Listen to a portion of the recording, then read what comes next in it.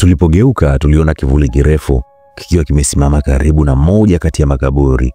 Hakikuwa na uso, lakini nilihisi kinanitizama moja kwa moja. Kisha kwa sauti nzito na iliyotoka mbali sana kilisema, "Mkataba haujavunjika, bali umepata shahidi mpya."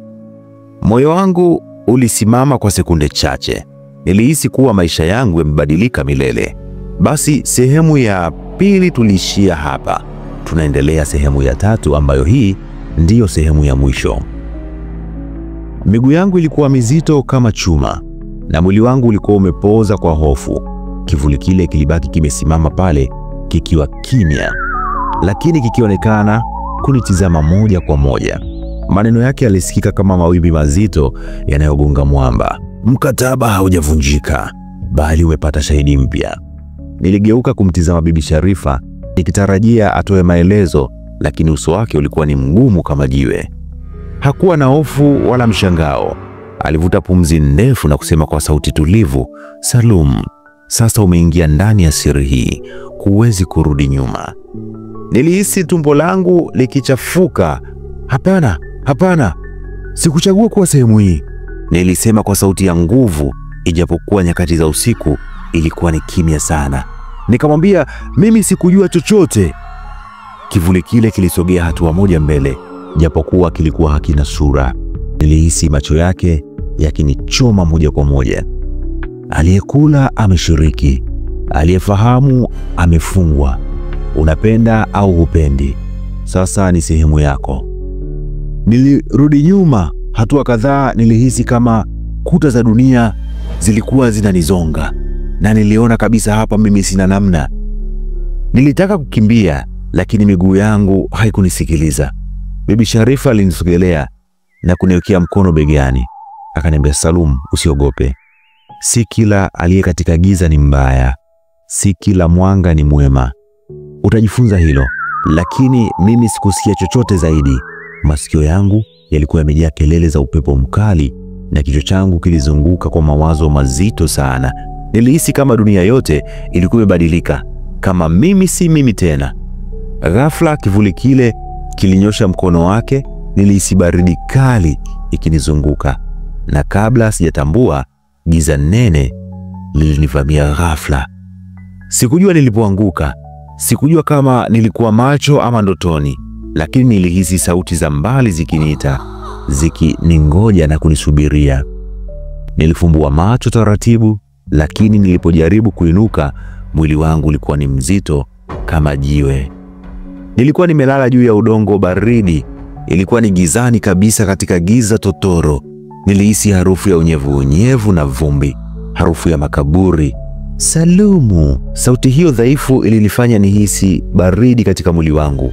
Ilikuwa ni sauti nyembamba isiyo ya kawaida, kama sauti inayotokea mbali sana, kwenye ulimwengu mwingine huko. Nilijaribu kupiga kelele, lakini sauti yangu haikutoka. Nilihisi kama kuna kitu kilikuwa kinanibana kifuani, kikizuia pumzi yangu isitoke. Ghafla mwanga hafifu ukaanza kuangaza, na nikamuona tena Bibi Sharifa akiwa amesimama mbele yangu, uso wake ukiwa na utulivu wa ajabu. Alivaa shuka lake jeupe na mikono yake ilikuwa imekunjwa mbele yake. "Umeona nini, Salum?" aliuliza kwa sauti tulivu. Nilishindwa kujibu mara moja. Nilihisi kama mawazo yangu yalikuwa bado hayajakusanyika. Nimeona kivuli kilichozungumza na mimi." Bibi Sharifa alitikisa kichwa polepole. "Hicho sio kivuli tu, Salumu, huyo ni mlinzi wa mkataba huu. Sasa unapaswa kuchagua." Nilihisi mwili wangu ukizizima. "Kuchagua nini tena?" niliuliza nikijaribu kuinuka. Bibi Sharifa alinitizama kwa muda, kisha akapiga hatua moja mbele.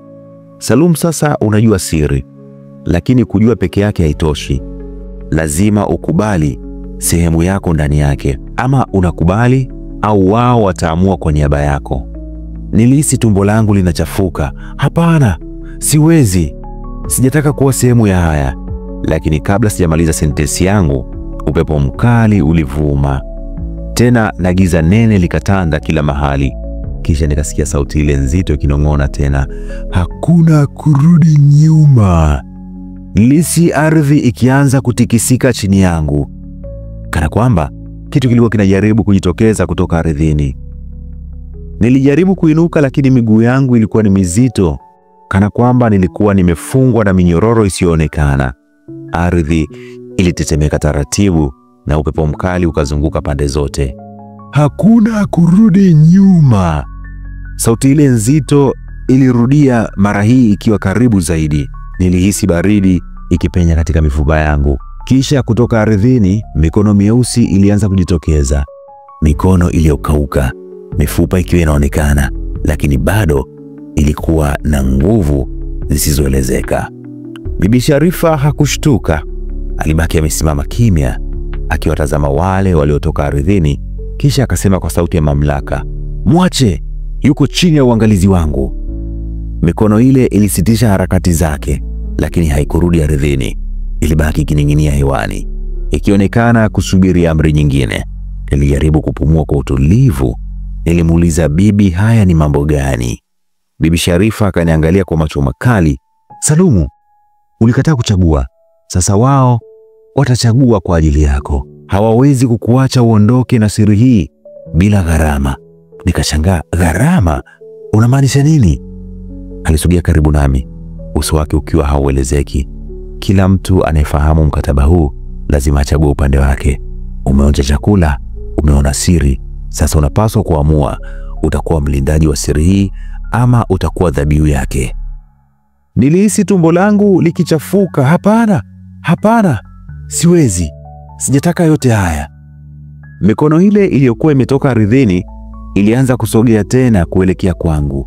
Nilihisi hewa nzito, kana kwamba nilikuwa nimebanwa kati ya ndoto na ukweli. Bibi Sharifa alitabasamu kwa upole. "Usijali Salumu, unachopaswa kufanya sasa ni kukubali. Utaelewa kila kitu kwa muda." Lakini kabla sijajibu, mikono ile ilinizunguka na ghafla dunia yote iligeuka kuwa kiza kizito, giza nene. Giza lilinizunguka kabisa. Nilihisi kana kwamba nilikuwa nikizamishwa kwenye shimo lisilokuwa na mwisho. Katika masikio yangu ulisikika mzunguko wa ajabu, upepo wa ajabu, na sauti ya Bibi Sharifa ikisikika mbali sana, kana kwamba ilitoka ulimwengu mwingine. Ghafla mwangaza mkali ulitokea mbele yangu na nilijikuta nimesimama katikati ya uwanja wa makaburi. Kulikuwa kimya, hata upepo haukutikisa majani tena. Niligeuza macho yangu huku na kule, moyo wangu ukidunda kwa kasi.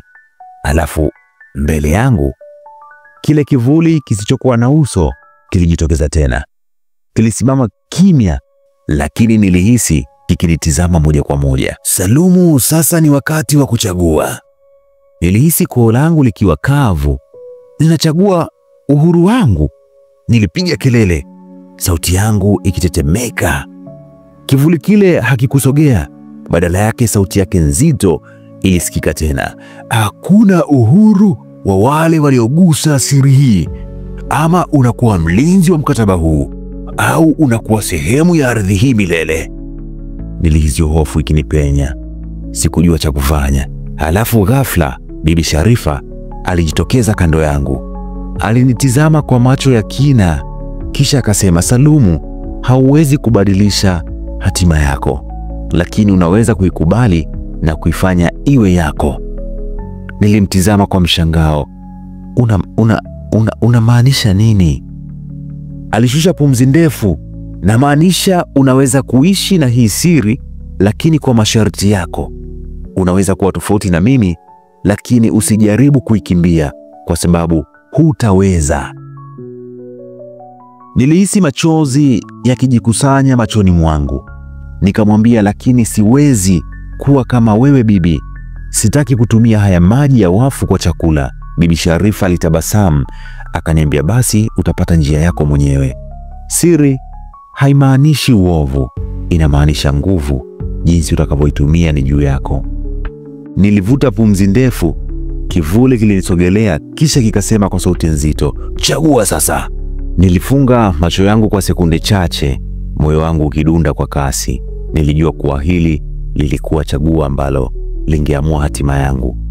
Sikujua kama nilikuwa tayari, lakini pia nilielewa kuwa hakuna kurudi nyuma.